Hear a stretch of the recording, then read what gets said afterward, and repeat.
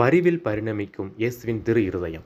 இயேசுவின் விழாவில் உள்ள காயம் அவரது இதயத்தின் பரிவை நாம் பார்க்க உதவுகிறது. அன்பின் சொல்லற்கரிய கனிவாய் அது பரிணமிக்கிறது. இயேசுவின் காலத்தில் மனிதம் மறுக்கப்பட்டு பயமே பக்தியாய் இருந்தது. ஆயனெல்லா ஆடுகளைப் போல் அலைந்த மக்கள் மீது இயேசு பரிவு கொண்டார். நமக்கெல்லாம் உடலின் ஓரிடத்தில்தான் இதயம் இருக்கிறது.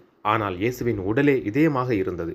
அந்த இதயம் சில சமயங்களில் கரங்களாக மாறி காயம்பட்டு கதறுவோரின் கண்ணீர் துடைத்தது. சில சமயங்களில் பாதங்களாக மாறி பாச பயணம் மேற்கொண்டது. சில சமயங்களில் பரிவுமிக்க பார்வையாய் உருவெடுத்து பயம் போக்கி அபயம் அளித்தது. இவ்வாறு பரிவின் பல்வேறு பரிணாமங்களை பாசத்தினால் பதியமிட்டவர் இறைமகன் இயேசு.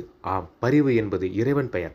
அதனாலன்றோ கனலாய் எரிந்து புனலாய் பொங்கி வழியும் இயேசுவின் திரு இருதயம் நமக்கு இன்று கற்பிக்கும் வாழ்க்கை பாடம். பிறரிடம் இரக்கமும் சகோதர அன்பும் பரிவுள்ளமும் மனத்தாழ்மையும் கொண்டிருங்கள். ஏனெனில் பரிவு என்னும் கட்டுகளால் அவர்களை பிணைத்து அன்பு கயிறால் அவர்களை கட்டி நடத்தி வந்தேன். என் இரக்கம் பொங்கி வழிகின்றது என்றார். இனி நமது இதயங்களிலும் பரிவை பதியமிட முயல்வோம். ஆமென்.